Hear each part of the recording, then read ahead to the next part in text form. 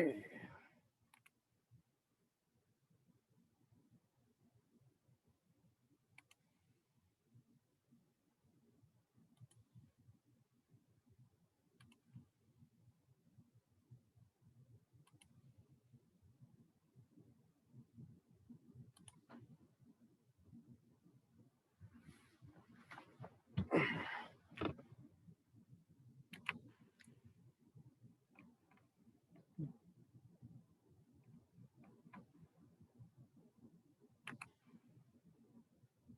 Hello.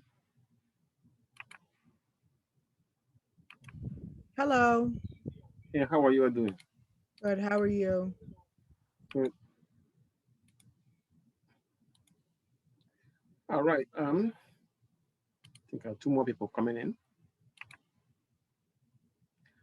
So we finished data description yesterday. Today we will begin a new topic, which is the introduction to probability. Yeah, that's what we'll be doing today. I think I opened too many pages. Let's see. Oh, okay. All right. Let's see. This topic, I'm sure you're gonna enjoy it. Let's start. The probability of an event simply means the likelihood of that event occurring. Okay, the likelihood that that event will occur is called the probability. For example, the probability of winning a lottery, yeah, so which we cannot predict. Now, the formula we use, the general formula for probability of an event A is number of ways even A can occur divided by total number of outcomes in the sample space.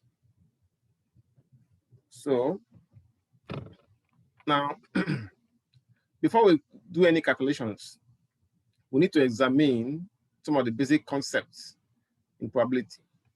And they include the probability experiment, outcome, sample space, events, addition and multiplication rules.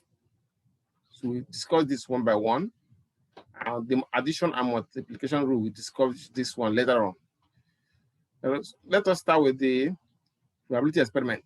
Now, any action or trial that lead to a well-defined result that we call outcome is called a probability experiment. So any chance action or trial that the trial or action might be counting or measurement or responses, but it leads,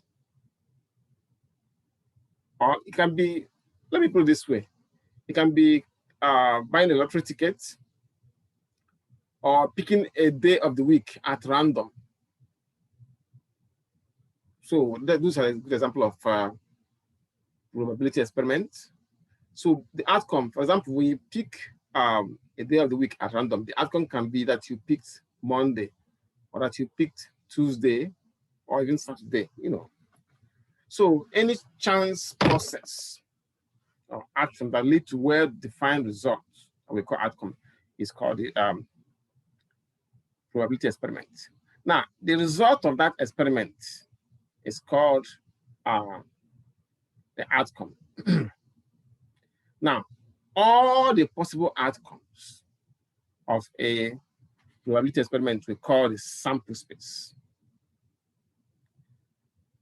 Now, an event simply means one or more outcomes in a subset. Now, examples will help us to understand this better. Look at this example here. The probability experiment in this case is rolling a dice. Of course, you can see the dice here. I usually have a one in my bag just to show my class. You all know about dice. See?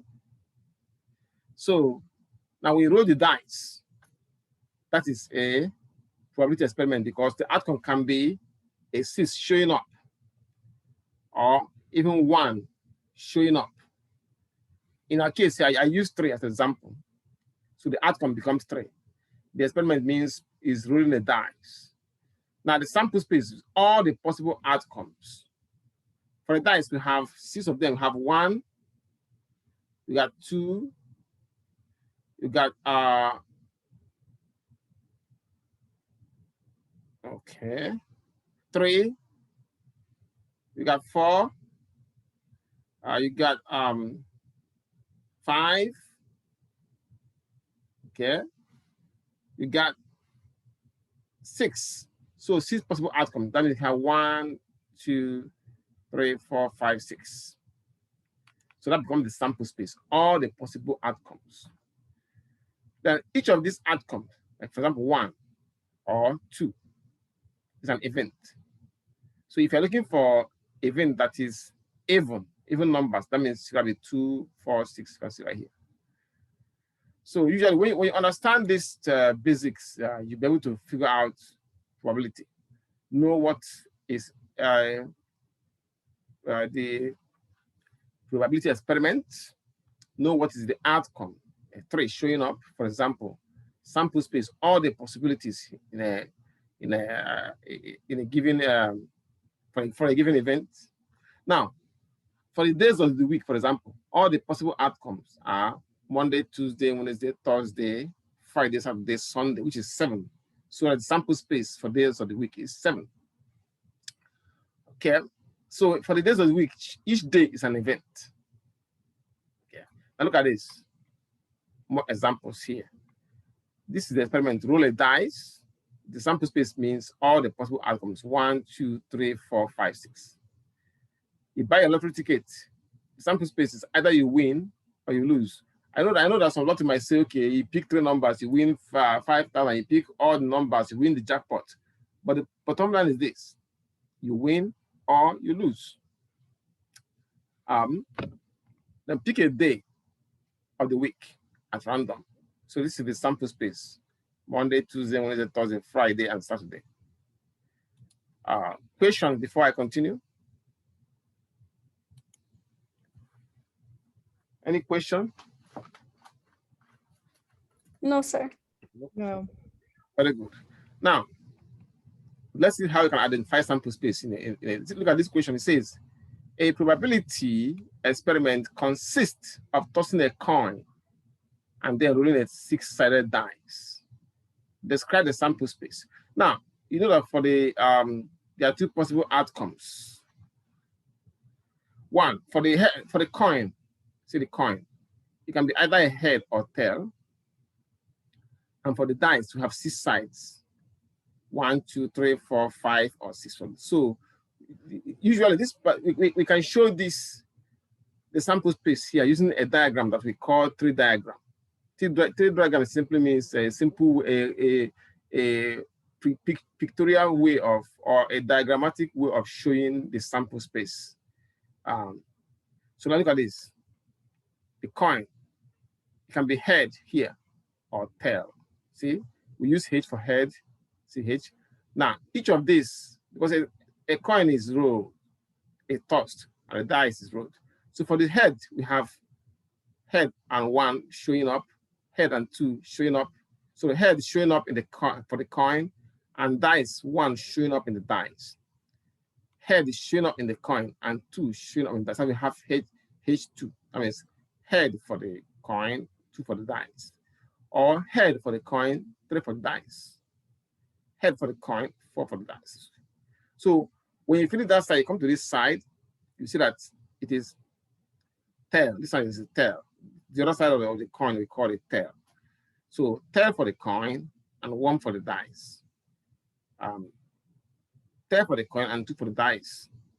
Tail for the coin and 3 for the, so T1, T2, all the way to T6. So the sample space will now be all of these 2 combined. 1, 2, 3, 4, 5, 6, 7, 8, 9, 10, 11, 12. So the sample space is 12 outcomes. As you can see right here. Now, question on that? Any question? So we are good then. So this is example of what we call a tree diagram. It might be in different forms. Some books use a different form. Some are using kind of arrows. All right, let's see simple events. The types of events. We have simple event and compound event. A simple event have only a single outcome. For example, one head. And because they say that you roll, you toss a coin and roll a dice. One head and a three. One head and a three. See the three and head showing up. See? So one result of this, the simple event. Okay, head and data. So either the head or the three showing up on the dice. I think the best way to explain this is to use a dice only. So suppose I decide to use a dice, which is this one. Let me use my dice to explain it better. That should be better. Now, suppose I have this dice. I tossed this dice, and two showed up. Only one event. So we call it a simple event. Now, but if I'm interested in, say, something like even number, so we have three even numbers in a dice. One of them is 4. The other one is 6. The last one is 2. So there are 3 of them, 3 even numbers. So that makes it a compound event because you have 3 outcomes. So if it have more than one outcome, we call it a compound event. Which leads us to a few practices on how to identify simple event and compound event. It says here to determine whether the event is simple or not. You roll a dice. You roll a 6-sided that the event B is rolling at least a 4. At least a 4 means 4 or less. Sorry, 4 or more. At least 4 means 4 or more. So this is not a simple event because 4 or more means 4, 5, and 6. So it is more than one outcome. So it is not a simple event, it is a compound event because it consists of 3 outcomes. How about which leads us to the fundamental counting principle. I wanted to put this principle here because we use it a lot when trying to figure out what the sample space will be in a probability experiment. According to this principle, it says if one event can occur in m ways and the second event can occur in n ways, the number of ways the 2 events can occur in a sequence becomes m times n. So we can extend this to many events. So how does this work?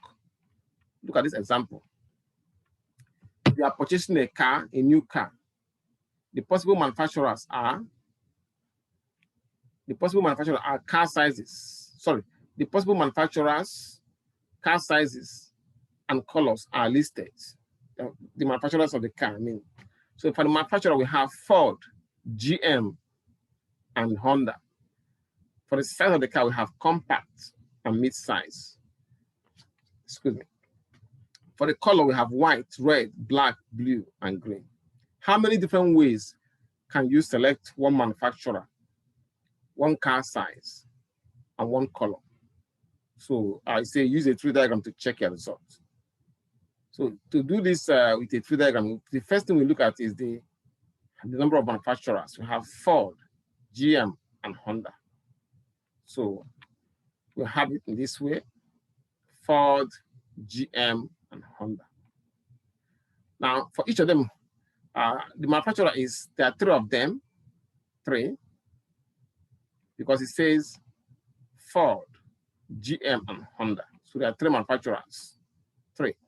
Now for car size, we have 2 outcomes there. It says compact and mid-size. Now for the color, we have 4 colors: white, red, black, green. So that to answer the question says, how many different ways can you select one manufacturer, one car, and one color? So you get just number of ways becomes 3 times 2 times 4, which is 24 ways. Now, we can confirm this using the tree diagram. For each of these manufacturer, Ford, it has a compact size and mid size. And the compact size has a red, white color, red color, blue color, and the green color. The mid size also has white color, red color, blue color, and green color. Now, General Motors also have compact and mid size. But each of them have white, red, blue, green color, you know. And then for Honda, with the same principle applies, compact and mid size. And for all of them have white color, red color, blue color, and the green. So we count all of them, you see 1, 2, 3, 4, 5, 6, 7, 8, 9, 10, 11, 12, 13, 14, 15, 16, 17, 18, 19, 20, 21, 22, 23, 24, which is what we have as our answer here. So we use it, like I say, we use this to figure out the sample space for an event. Questions? No. Good. So at this point, we are ready to look at the types of probability we have. There are 3 basic interpretations of probability. Basically, there are 3 types of probability. We have the classical probability, the empirical or relative frequency probability, and the subjective probability. Let's start with the first one. Now, under the classical probability, we try to figure out the probability of an event by using the known sample spaces. Good example, for a size, we have how many sides? 6 sides. So we know the sample space. So this will help us to figure out the probability. For a card, a deck of cards, we know that it has 52 of them. They are each of the suits, club, diamond, heart, and spade. Each of them have 13 cards. 1, 2, 3, 4, 5, 6, 7, 8, 9, 10, 11, 12, 13. So that means 13 times 4 is 52. So we know the sample space. If it is a days of the week, we know the sample space is 7 because there are 7 days in a week. So we use known sample spaces to figure out the probability of an event under the classical probability. So based on that, we calculate the probability based on this formula. Number of outcomes in event E divided by total number of outcomes in the sample space. So let's see how this works. Now, look at this example here. It says, I've already mentioned this.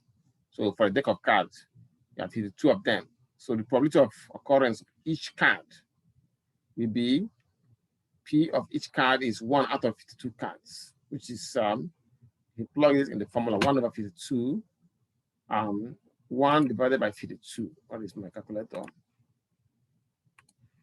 Okay, 1 divided by 52. It was 0.019230. Continue. So we stop at 0.019. That means rounding to 3 decimal places. Like it was 0.019 or just 1.9%. For the days of the week, I've already mentioned it as well. So let us move to the next one, which is the deck of cards. I've mentioned it too. Very good. So now let us do more examples on classical. Remember, it is based on known sample spaces. You roll the dice. Find the probability of each of these events. The first event, event A means rolling a 3. Event B means rolling a 7. And event C means rolling a number less than 5. Now, let's start with event A. Before we can sort that, we need the sample space, which is 1, 2, 6. So 1 showing up, 2 showing up, 3, 4, 5, 6. That's the sample space. So the probability of rolling a die of the event, rolling a 3, there's only 1 3 in this sample space. So you got to be 1 out of 6 number, out of 6. You can see right here, 1 out of 6, which is equals to approximately 0.167. I can show you. Okay. 1 over 6. Okay, let me put this. Okay, 1 over 6. 0.016666, which means you just round it to 3 decimal places. That gives us 0.167. Okay, 167.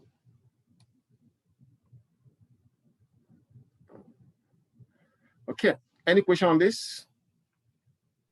Nope. All right, let's go back then. So, as this says, events rolling a 7. In this case, when you look at it here, there's no 7 here. There's no 7. So it's an empty space. So even B is an empty space. I mean, there's no 7. So the probability of rolling a 7 is 0 out of 6, which is 0. An impossible event has a probability of 0. Now, for C say rolling a number less than 5. See how many of them are less than 5? 1, 2, 3, 4 of them.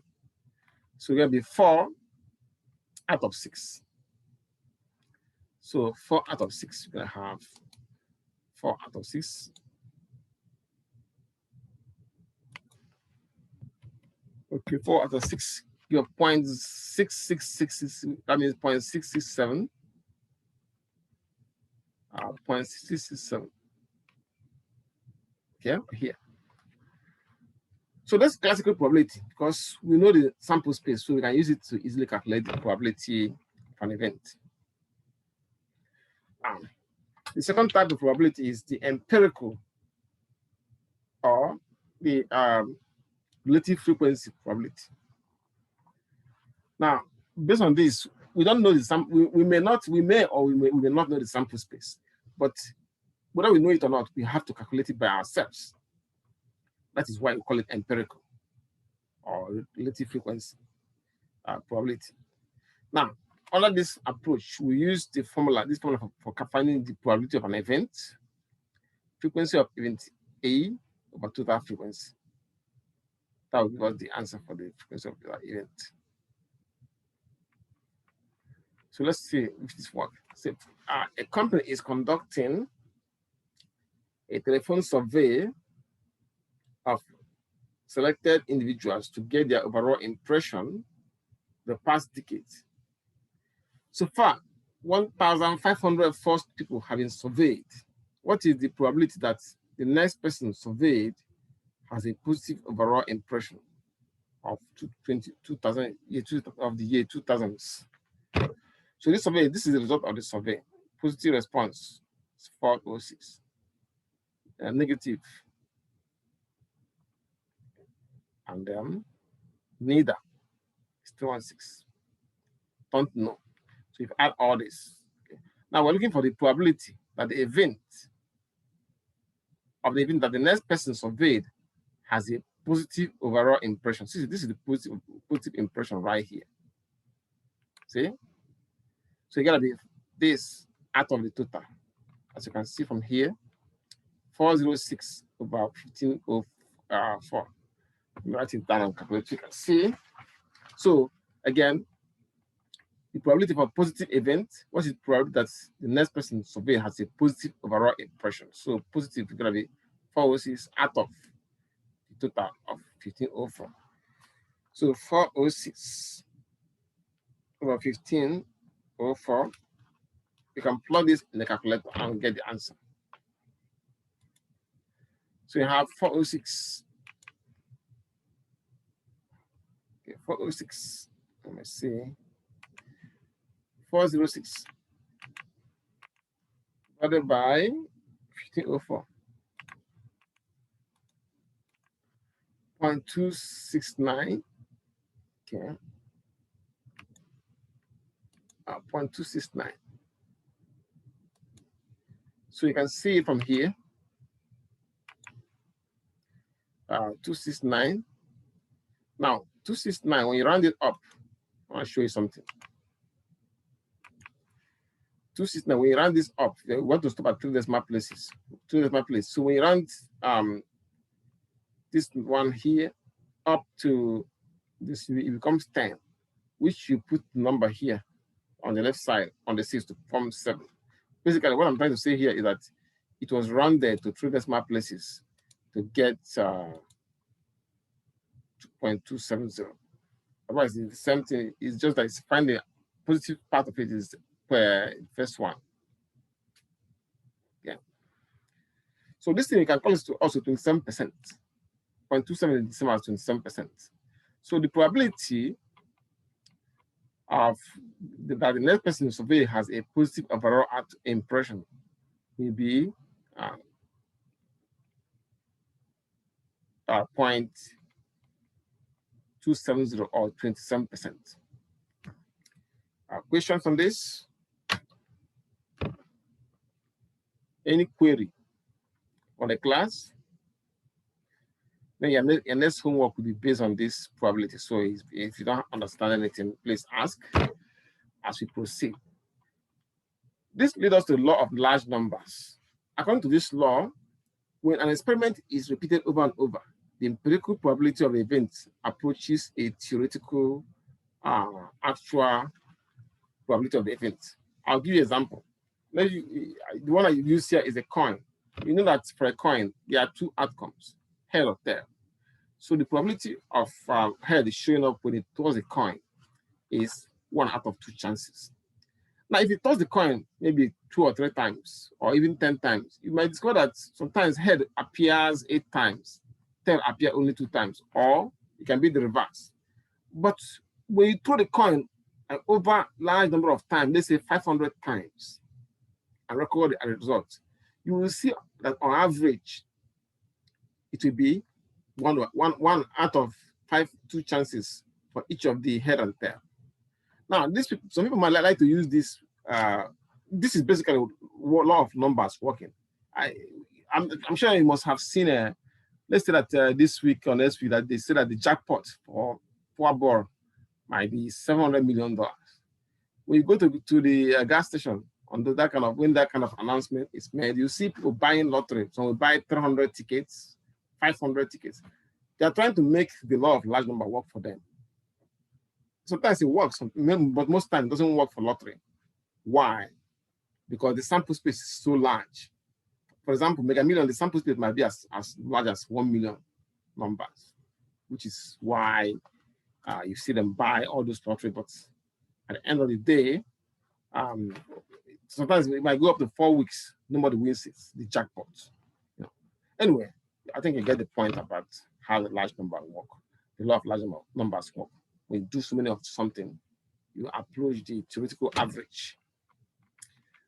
Now, this leads us to the next type we call the subjective probability. In this case, we don't use this one much because it is not based on empirical evidence.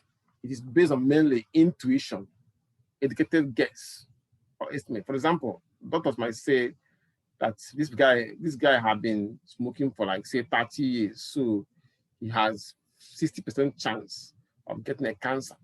Well, it's because it is subjective. He might be wrong or he might be right. I have seen a lot of people that doctors have that kind of prediction, and they live longer than what they thought.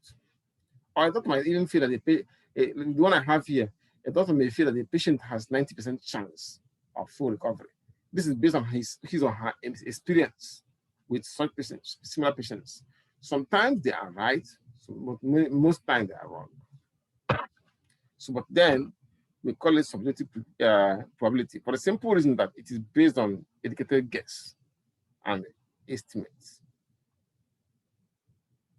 Okay. So let's look at how we can classify.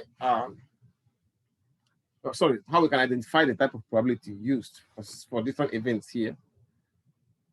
It says classify the statement as an example of classical, empirical, or subjective probability.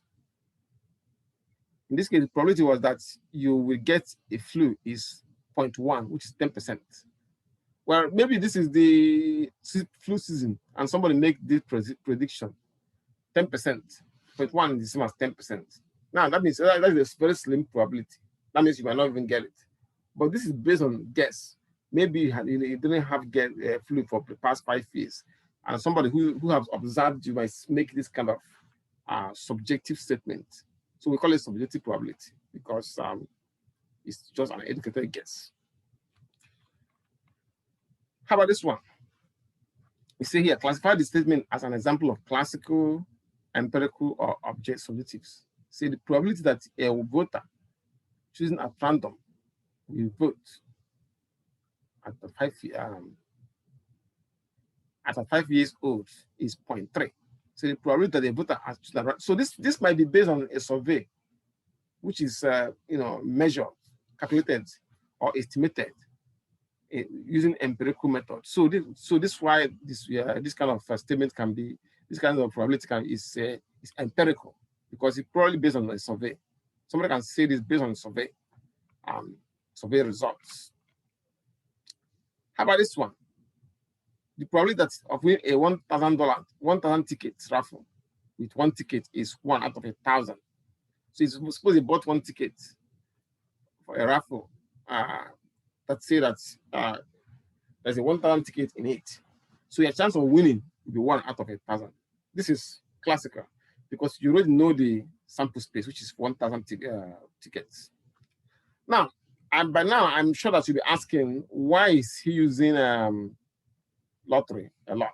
Well, I do that because many of the basic concepts, it is the gamblers in the past, I'm talking about hundreds of years ago, that started using the probability principle. And after a while, it was discovered that this principle can be applied in different fields of human endeavor. So that's why we started using it in education, health, business, and other fields. So that's why we always start with examples of gambling, because that's how it started, the whole thing began. All right. So look at the range of values for a probability. Now, the probability of event E is between 0 and 1. That means anything that has a value less than 0.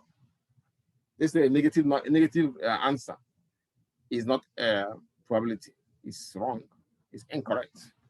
Or anything bigger than any answer bigger than 1. Let's say you do your calculation for probability and you get 1.1. That's the answer. That answer is wrong. It must be a value that is between 0 and 1 and includes 0, which is an impossible event, and 1, which is a possible event, a certain event. This one is uncertain. This one is certain. So you can see right here, 0.5 is halfway, which is even chance, like in a coin. As you go left toward this, you are reaching the impossible side. As you go toward the left, the right, you're looking at the certain sides.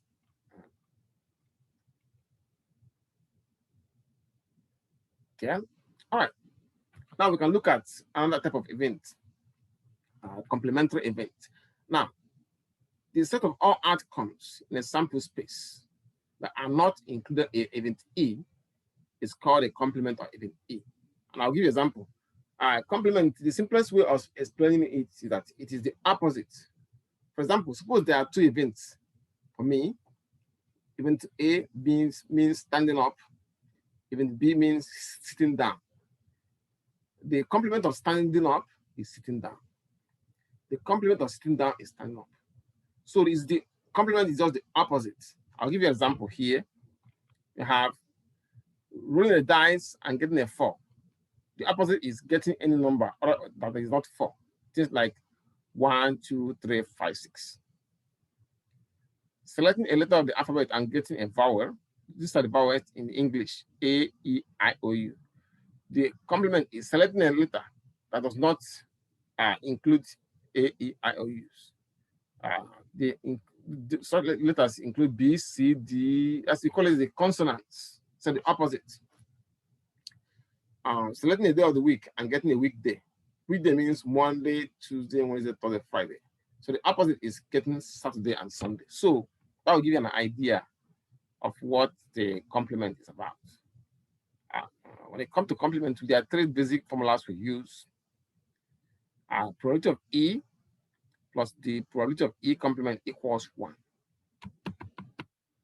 So the probability of E complement equals of E equals 1 minus E complement.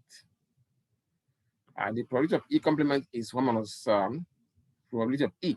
So these are the three formulas we use when our equation involve complementary events.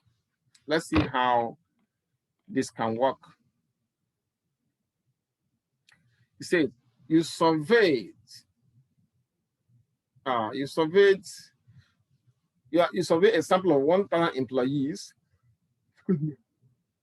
at a company and record the age of each.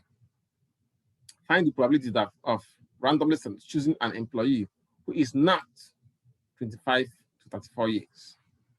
So this is the employees that are 25 to 34 years here. So the complement are all these other ones that are not 25 to 35. This one here, this one here, this one, and this one. Okay, so that's the complement. So to find the complement in this case, you find this probability first. We're going to be using this formula, this one here. Find this probability E equals 1 minus probability of E complement. So let us find the probability of E. Sorry, we're going to be using this one. The probability of E complement means 1 minus probability of E. So let us find this one first, probability of E. In this case, this is the event here, 25 to 34. You say find the probability of randomly choosing an employee who is not between 25 and 34. So let us find the probability of 24 to 34 years, which is 366 out of 1,000. You can see right here.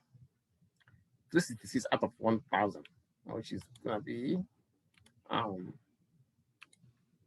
366 divided by 1,000. 0.366. 0.336. Okay. Let me see. Yep, let's go back. Give me 1 minute, let me make sure you can see this. Yep, 0.366. Okay, let's go back. Now, that is probability of getting this event. But we're looking for the complement, which is this one, other ones that are not included here. So that's where we apply this formula. 1 minus probability of the event, which means 1 minus 3.366. You can see right here. So if you do this, you're gonna get 0.634. That means let me write it down.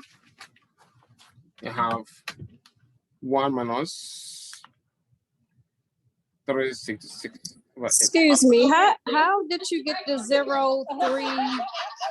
How did you get the 634 again?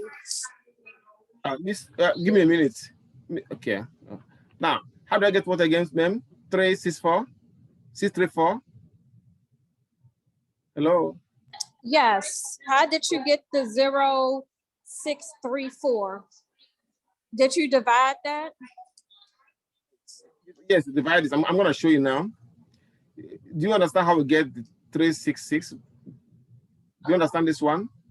No. Okay.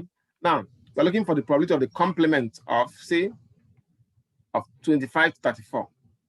So the complement means the other numbers that are not in 25 to 34.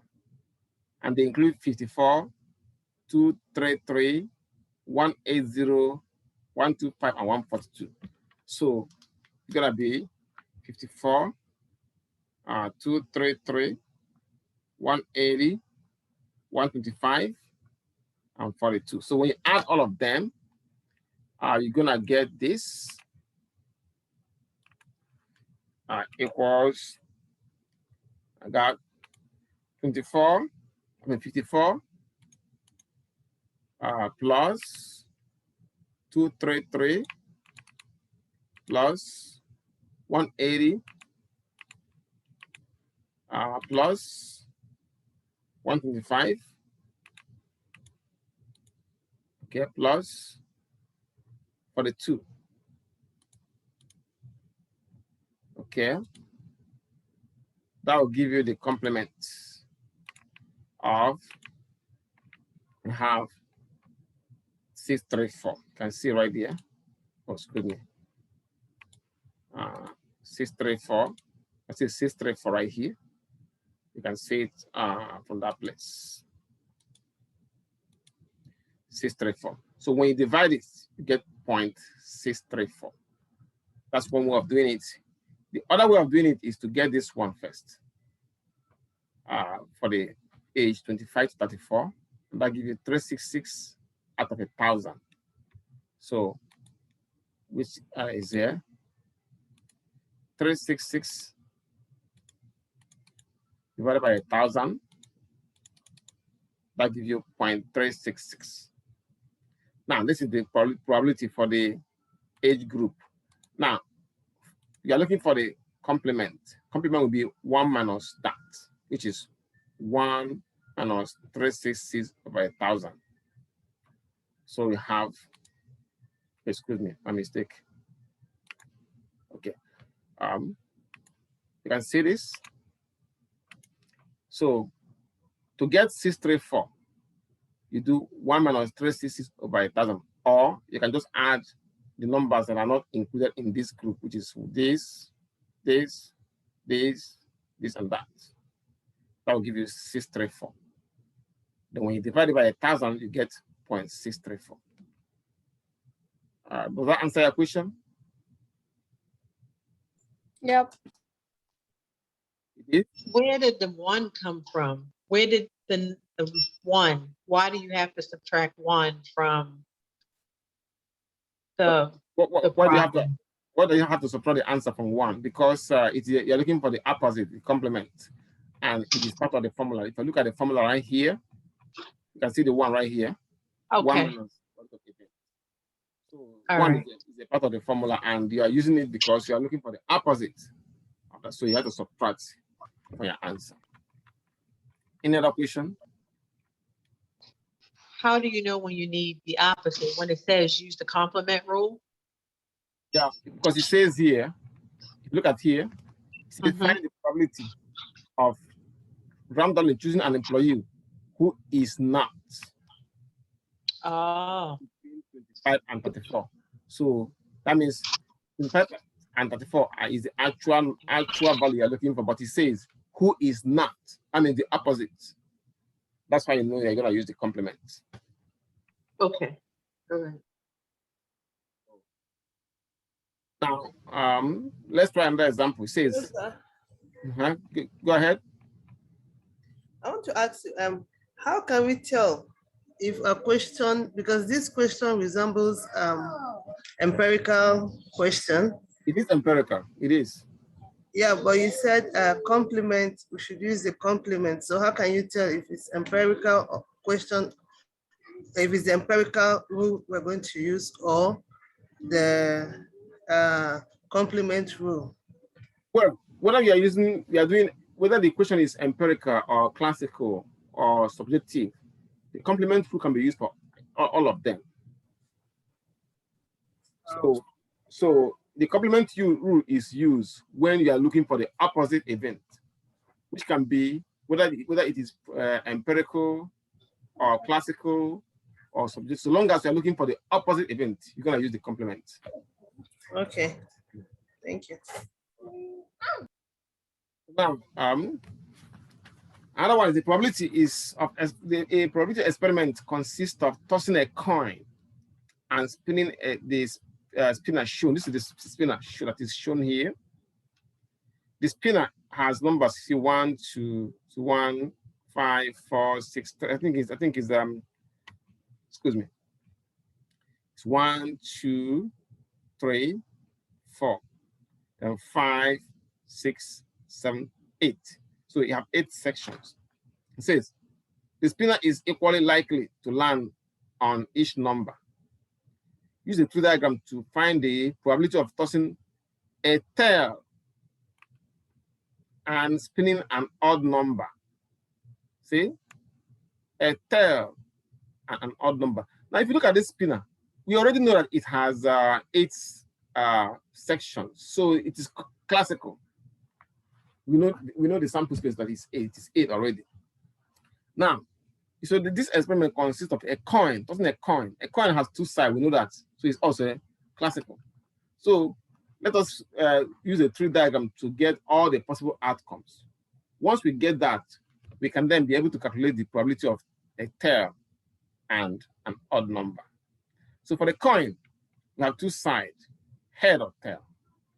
Each of these sides has 1, 2, 3, 4, 5, 6, 7, 8. Why? Because the spinner has 8 sections. So for the head, we have 8 sections. For the tail, we have 8 sections. Now, the probability we are trying to figure out is a tail and an odd number. You can see that it's only on this side. This is tail, and 1 is an odd number. Tail and 3 is an odd number. Tail and 5 is an odd number. Tail and 7 is an odd number. So there are 4 of them. 1, 2, 3, 4. But all the possible outcomes here becomes all of this. 1, 2, 3, 4, 5, 6, 7, 8, 9, 10, 11, 12, 13, 14, 15, 16. So the total sample space for the coin and the spinner is 16. And we're looking for a tail and odd number. For tail and odd number, the outcomes are 1, 2, 3, 4. So it's 4 out of 16, which can be written as 4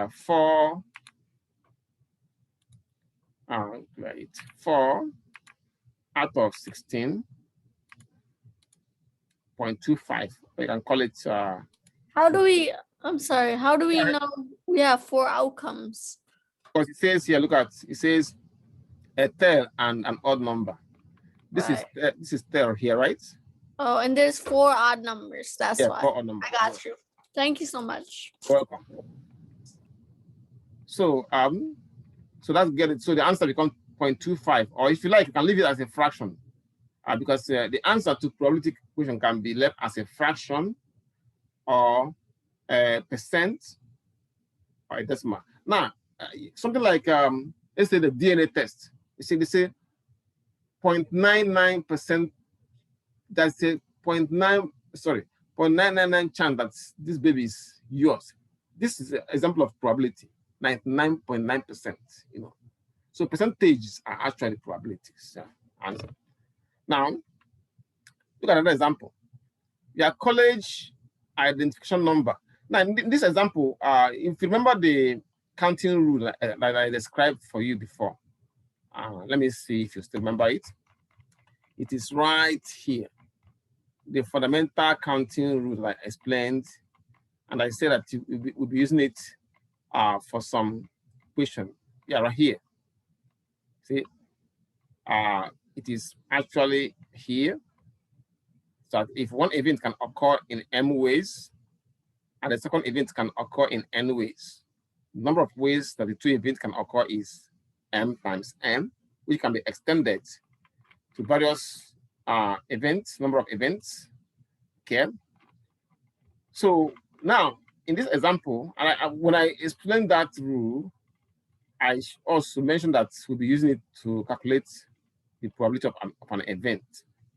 So that's a next example would be one of the cases where we'll be using it. It says here, your college ID number consists of 8 digits. Each digit can be 0 to 9. Number, I mean 0, 1, 2, 3, 4, 5, 6, 7, 8, 9. You know, 0 to 9 is 10 digits, but your ID has only 8 digits. And those 8 digits can be selected from the digits 0 to 9. So what is the probability of getting your college ID number? That is when randomly generating 8 digits. That means what is the, excuse me, the probability that when we randomly select 8 digits, we get your ID number accurately or correctly. So to answer this, we have, like I said, 0 to 9 is 10 digits. So the chance of getting odd numbers, I mean, the sample space becomes 10 times 10 times, because when you select, you can put the if you digits back and then select again, because it says here, what is the probability of getting your college ID number when we randomly select 8 digits? Sorry, we randomly generate 8 digits. Now, like I said, 0 to 9, you have 1, 2, 3, 4, 5, 6, 7, 8, 9. That's 10 digits. You do 0, 1 to 9. Now, that means there's for each number, there's 10 possibilities. For example, 0, there are 10 ways you can select it. What I mean by that is, if you have a slot, I'm going to show you what I mean by that. Let's say that this is all the slots. This is 0, 1. Okay, this is make it a little bit bigger. Okay. So you have 0, 1, 2. Hope you can see. Can you all see this? You can see this, right? Yeah. Okay. Yes. Yes, it's small though. A little bigger, It's bigger now, right? a little bit bigger would be good. Okay. 4, Yeah. 5, That's, 7, 8, 9. Count this. 1, 2, 3, 4, 5, 6, 7, 8, 9. See? 9, 10. So you have 10 of them. 10 numbers. And your college ID have 8 slots. 8 slots. Okay. 8 numbers. Okay.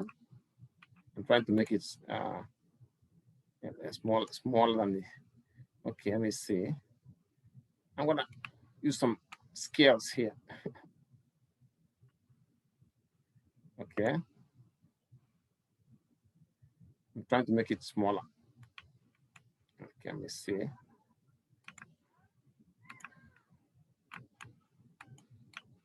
Okay, this will make it a little bit okay centered.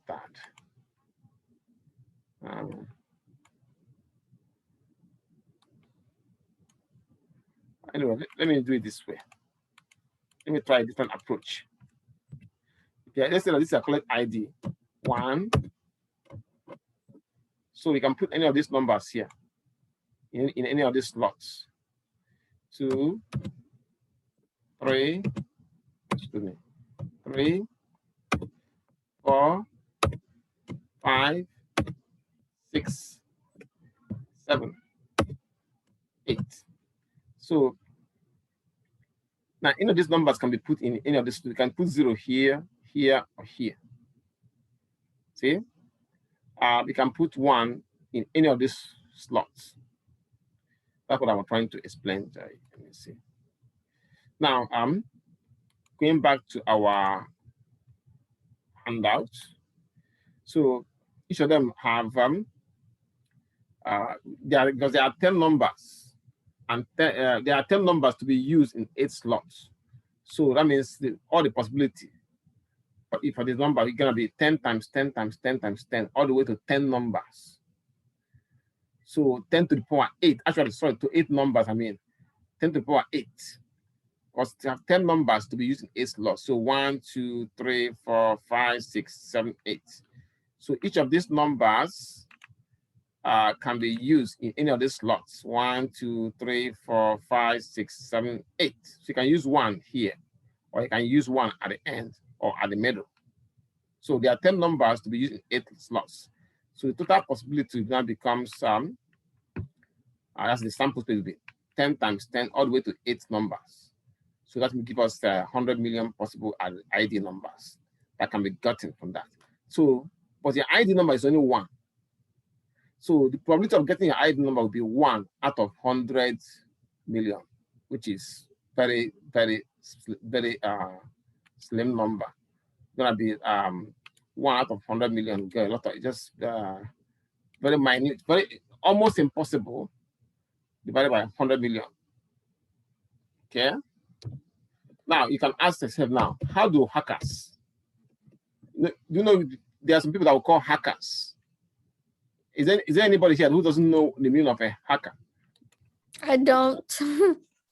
Hackers are those that steal your password and then use it. Yeah, call them hackers. Oh, hackers. Oh, my bad. So let me write it down. How do you pronounce this word on the screen? Hackers. Oh, that's what I'm saying. So how do they get their power? How come they can hack big corporations? Probability.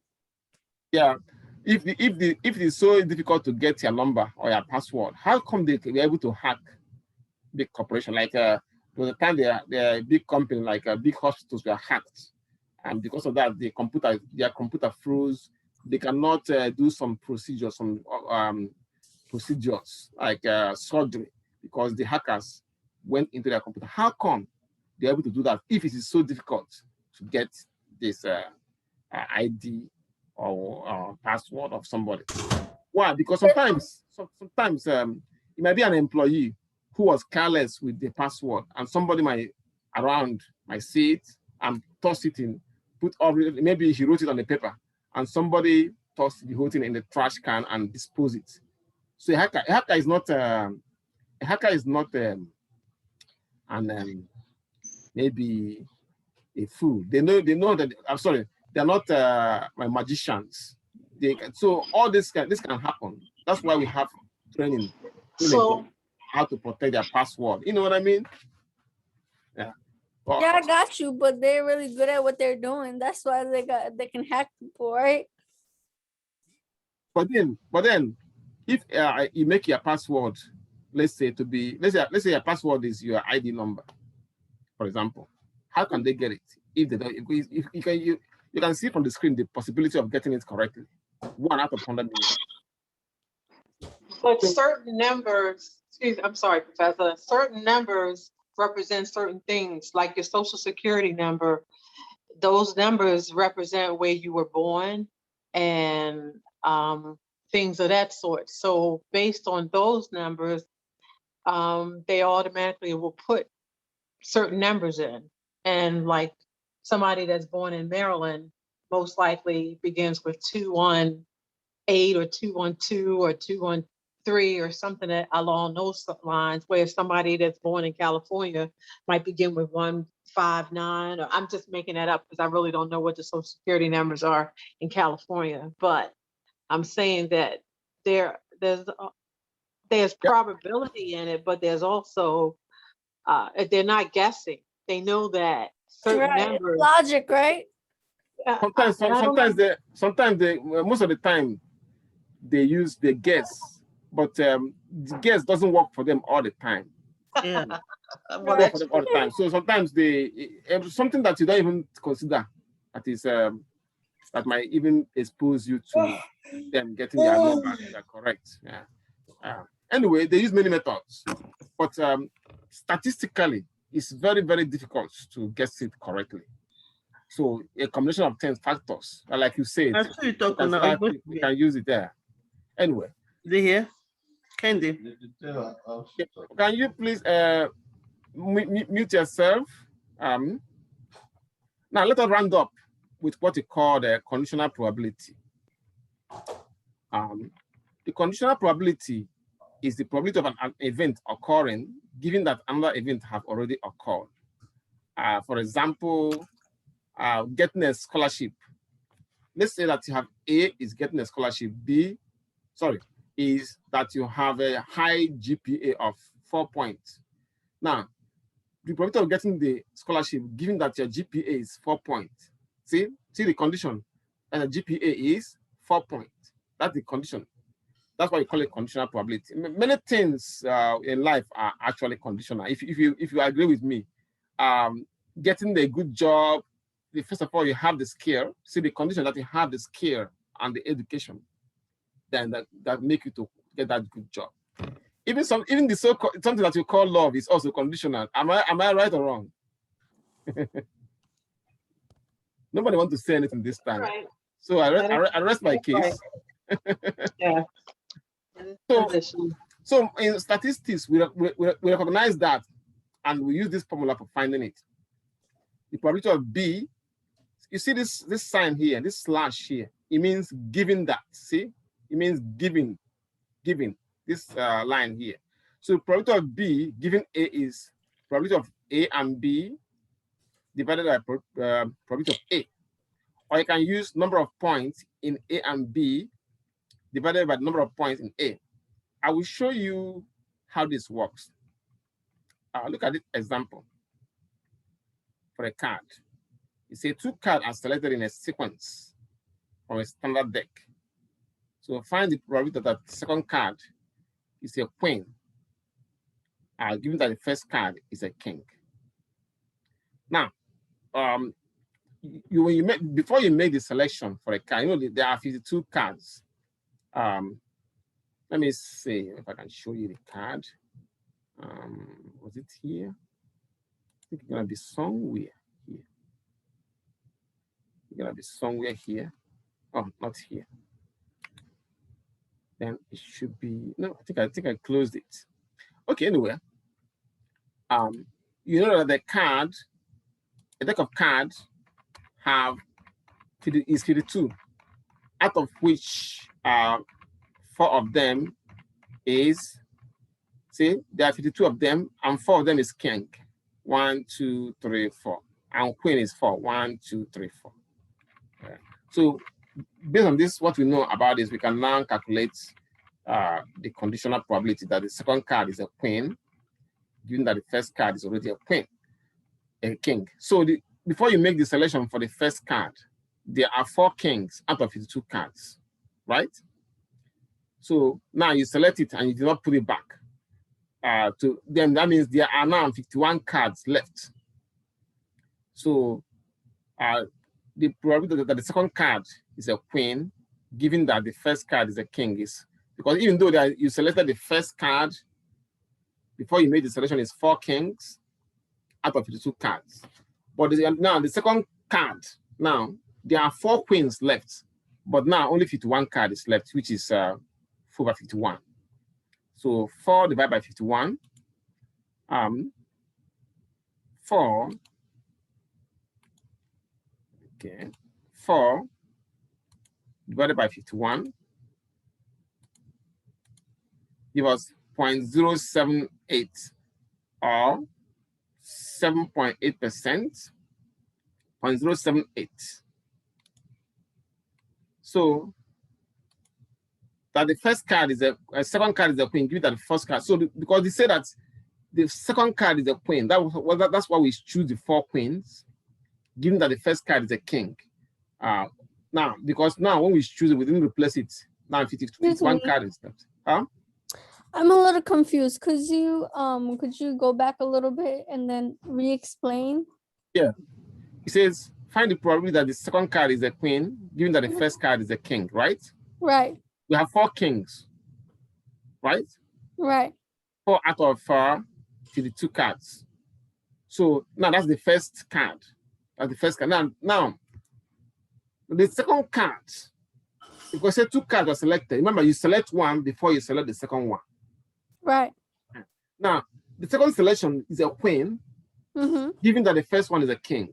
Now, when you select the first one, which is a king, there are 4 out of 52 cards. That's not what we are concerned about. We are concerned about the second card, which is a queen. How do we know there's 4 though? Because I just showed you the deck of cards. Right. You can see it right here. There are 4 kings and 4 queens. You can see it right here. Oops, good. I think I passed it. I didn't know I was moving. I didn't realize I was moving so fast. So I have, see right here, king, 1, 2, 3, 4. Oh, so you're going through that data right there, Yeah. right? Okay. Gotcha. So, first card is 4 out of 52 cards. But then we are looking for the second card. That's what the question is about. That the second card is a queen, given that the first card is a king. Now the first card, when you select it, we didn't put it back.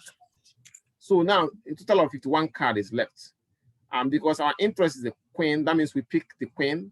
There are still 4 queens left anyway, even though there's only 3 kings now. So you got 4 over 51. That gives us this number. Now, let me use an example that will make it understand it more. This one here, a table like this, says, in this table it says, this shows the result of a study in which researchers examine a child IQ and the presence of specific gene in the child. IQ is what's called intelligence quotient, a kind of a measurement of how smart somebody is, you know. So this is the result for different, you know, maybe as tests. Now it said, find the probability that a child has a high IQ, given that the child has a gene for IQ, you know. Excuse me. Now, if we look at this, the table, these are the gene present, gene not present, and the total. So if you add these two, 33.39 gives us 72. So 19 plus 11 gives us 30. So if you add these totals, let's say 72 plus 30, you get 72 plus 30. See, 72 plus 30 give us 102. So you can see the 102 right there. That's the grand total. And even if you add these two, 52 plus 50 gives us 102. So once you have all these totals, you can now be able to answer this question. It says, find the probability that the child has high IQ, given that the child has the gene. The first thing is to write the formula down. So I have it here. Let H be high IQ. And G means gene, has the gene. So the probability that the child have high IQ, given that he has a gene, is number of points in high IQ and in gene and high IQ divided by number of points in G. We are dividing with G, that's the gene, because it is the condition here. See, it is the given condition. So gene and high IQ is right here. This is the gene present, high IQ. You can see that they intersect at 33. See? That is why you have both gene and high IQ. So that's why I have it right here, 33 over the genes present. For the gene present, the total is this one, 72. You can see right here, 72. So 33 divided by 72, 33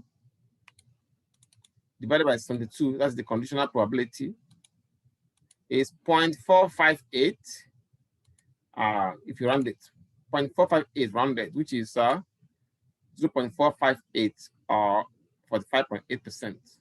So the probability that he has high IQ, given that he has a gene, is 0.458 or 45.8%. Questions?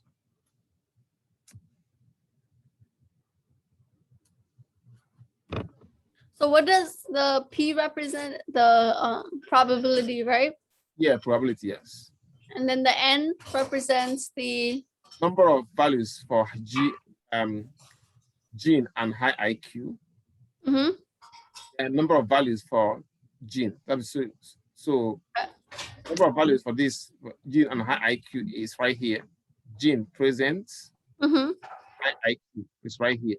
Right, and then the gene. Gene, see all the total for gene is 72. Right, I got you. Thank you so much. So, and that's what is they are also explained here. So you can see the chart, the diagram that shows gene and high IQ right here. Now, we'll come back tomorrow. Tomorrow is Wednesday. We now start from independent and dependent events, the probability of independent and dependent events.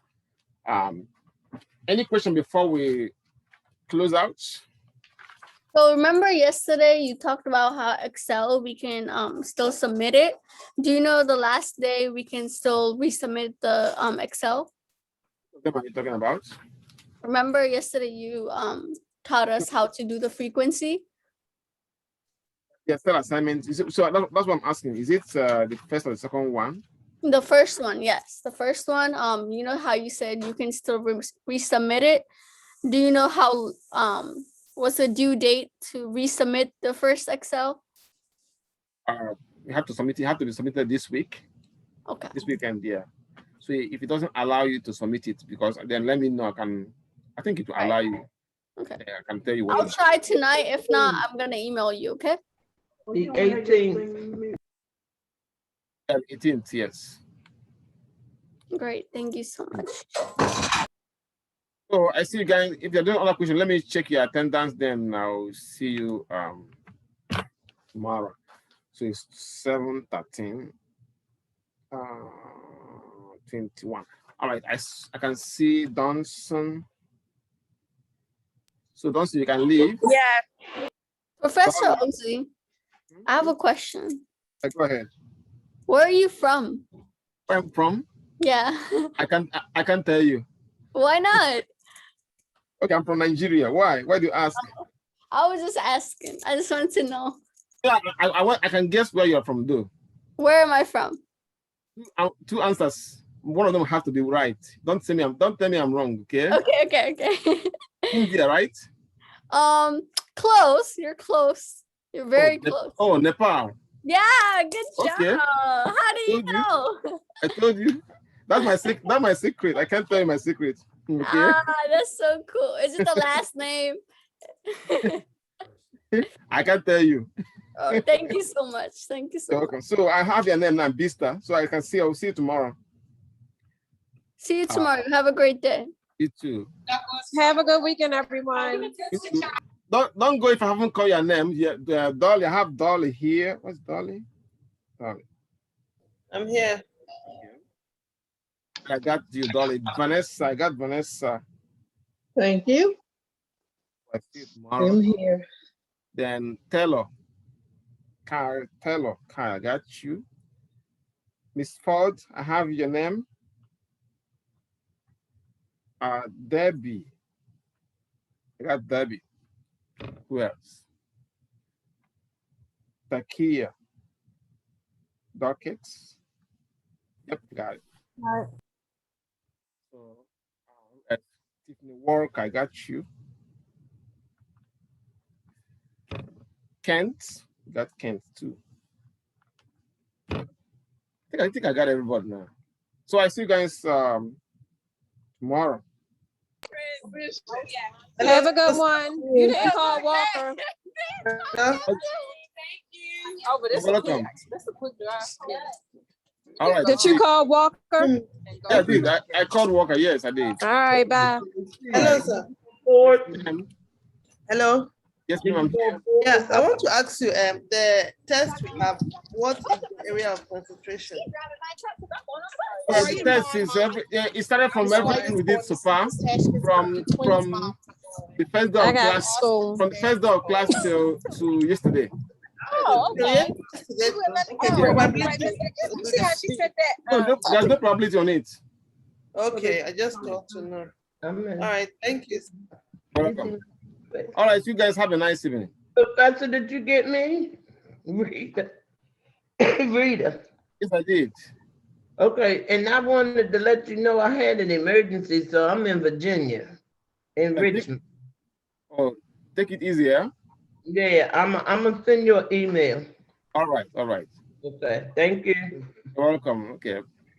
Bye-bye. Bye-bye.